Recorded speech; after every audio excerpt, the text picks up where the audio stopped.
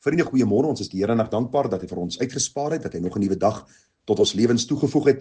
Die begeerte van my hart is dat die Here vir ons baie ryklik sal saamseën, ook vanmôre so rondom sy woord. Nou ons het al gevorder tot by deel 9, onder die tema Bybelse berading, verblywende verandering. Vanmôre gaan ons bietjie kyk na die twee sieninge rondom die Bybel in berading. Nou vriende, ek het vir u reeds gesê dat ons het vir u nou 'n fondasie kom lê om vir u te sê waarom sielkunde in die kerk nie versoenbaar is nie, waarom sielkunde in die Bybel nie versoenbaar is nie, waarom ons nie die oplossing in onsself kan vind nie. Want u sien, die oplossing moet buite onsself kom. Dit kom van die Here self en hy kom verander ons harte. Hy is in staat om ons sondige harte te vernuwe, dit heel te maak en ons te leer hoe ons moet lewe te midde van 'n krom verdraaide geslag. En daarom moet ek vanmôre net hierdie saak apart hanteer. Want u sien, daar is vandag hoofsaaklik twee sieninge wat belydende Christene en in aanhalings sielkundiges of Bybelse sielkundiges soos hulle self noem, handhaf rakende die rol van die skrif in die kerk en in die beradingssessie. Nou vriende, die twee sieninge wat daar vandag is die ontoereikende siening en die algenoegsaamheid van die Bybel.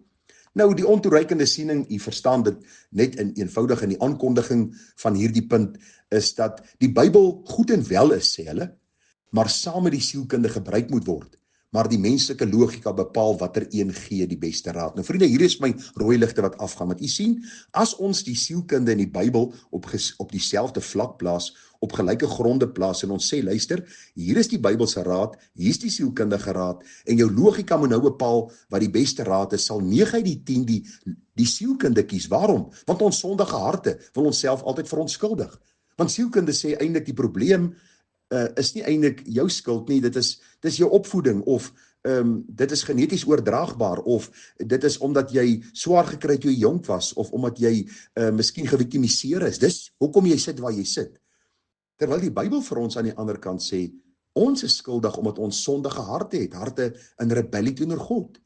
En daarom vriende, kan ons nie die Bybel en sielkunde op dieselfde vlak plaas nie, en my logika kan nie bepaal wat die beste raad vir my probleem is nie. Die Bybel bepaal wat die beste raad vir my probleem is. Daarom het ek vir u gesê, hierdie is vir my 'n rooi lig, die ontoereikende siening, dat iets buite die Bybel nodig is om die geestesprobleme van die mens te identifiseer en te help oplos, want dis vir my 'n probleem, want u sien, God weet wat in die hart van die mens aan die gang is.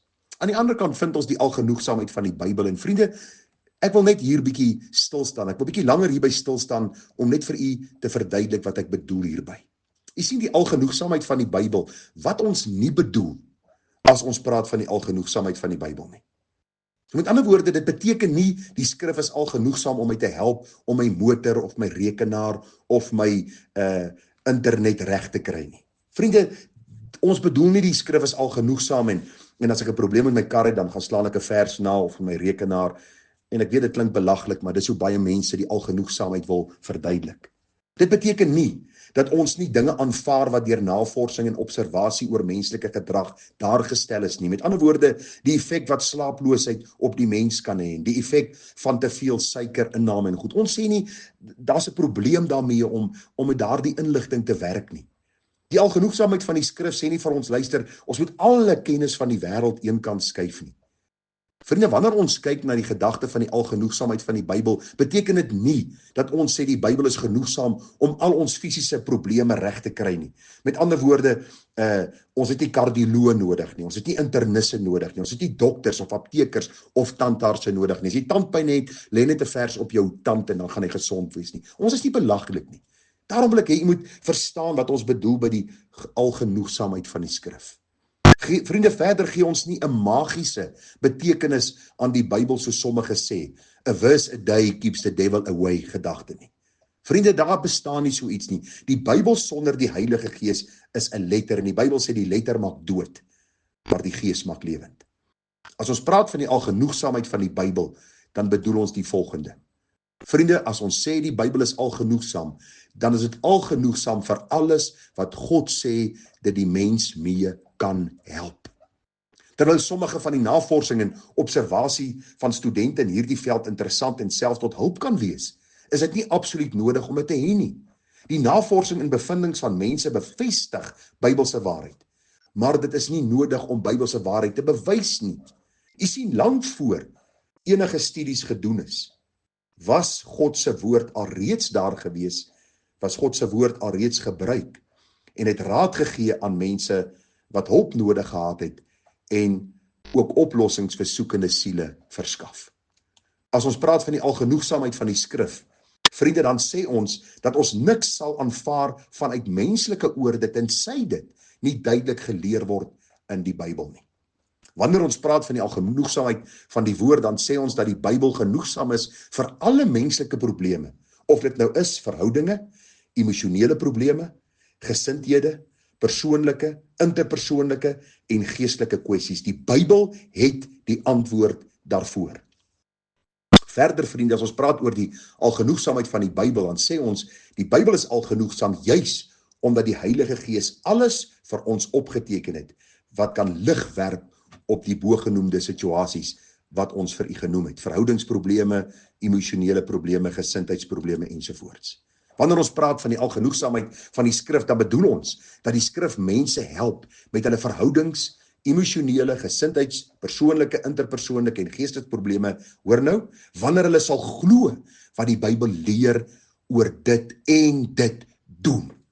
Daarom gee ons nie 'n verse a day keeps the devil away nie. Dis wanneer ons hierdie waarheid van God omhels, ter harte neem, verstaan dat dit God se gedagte vir ons is, sy oplossings vir ons probleme, en hierdie waarhede glo met my hele hart en dit dan doen. Die Bybel sê, werk julle eie heil uit met vrees en bewering, want dit is God wat in julle wil, sowel as om te werk na sy welbehae. U sien, die oomblik as ons menslike wysheid vervang met goddelike wysheid, loop ons die gevaar om mense in 'n rigting te stuur van selfvernietiging in plaas van verlossing.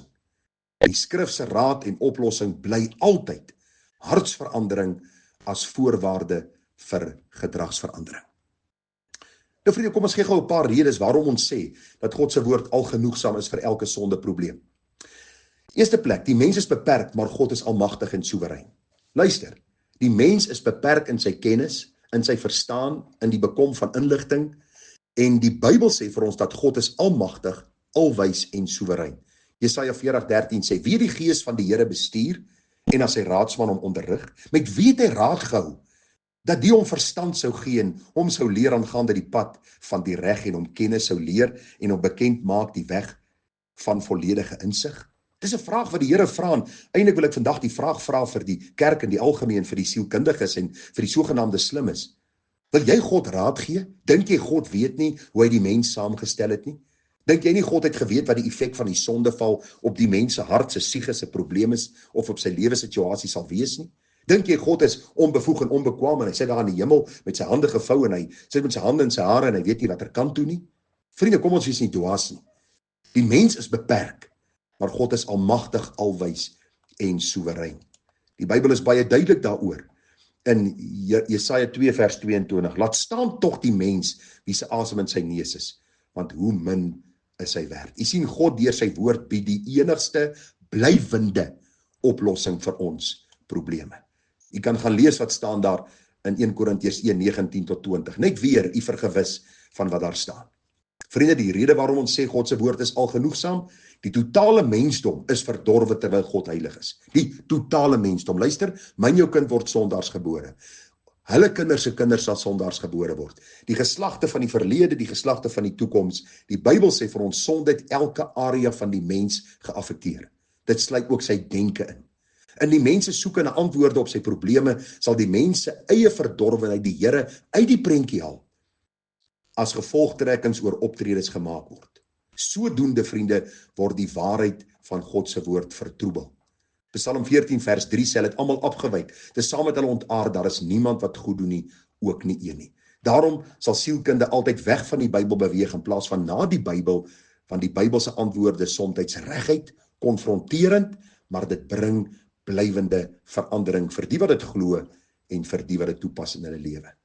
Die Bybel sê vir ons baie duidelik in Romeine 8 vers 7, omdat wat die vlees bedink vyandskap teen God is, want dit onderwerp hom nie aan die wet van God nie, want dit kan ook nie.